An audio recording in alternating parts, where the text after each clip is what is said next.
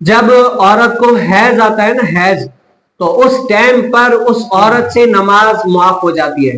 یعنی ویسے تو نماز کی چھٹی نہیں ہے بھائی، جس حالت میں بھی ہو آپ کو پڑھنی پڑھنی ہے. حیض والا ایک ایسا عذر ہے، اگر حیض آ جائے تو اللہ تعالیٰ نے اور نبی کریم صلی اللہ علیہ وسلم نے اس عورت سے نماز معاف فرما دی.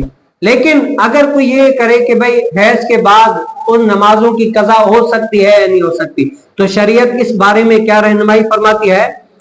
معاوضہ نے حدیث بیان کی کہ ایک عورت نے حضرت عائشہ صدیقہ رضی اللہ تعالی عنہا سے پوچھا کیا ہم جب حیض سے پاک ہوں تو نمازوں کی قضا کریں؟ تو فرمایا کہ یہ تو حروریہ ہے، نبی کریم صلی اللہ علیہ وسلم کے زمانے میں ہمیں حیض آتا تھا تو حضور علیہ السلام ہمیں اس کی قضا پڑھنے کا حکم نہیں دیتے تھے، یا حضور علیہ السلام نے اس کی قضا کا ہمیں نہیں فرمایا. یعنی یہ اللہ تعالیٰ نے نبی کریم صلی اللہ علیہ وسلم نے ان عورتوں پر ایک سمجھو تحفہ دیا، ان کے اوپر نرمی کر دی کہ جب حیض آ جائے تو کیا ہے، ان عورتوں کو نماز معاف ہے، نماز کی معافی ہے کہ اس ٹائم پر تم لوگ نماز نہیں پڑھ سکو گی. اور یہ حروریہ یا حریریہ وغیرہ یہ کون سا ہے؟ یہ خوارج کا فتنہ ہے. خوارج یہ دین میں متشدد تھے، ہر وہ بات جو شریعت سے ان کی خلاف ورزی کیا کرتے کہ نہیں ایسے نہیں ایسے.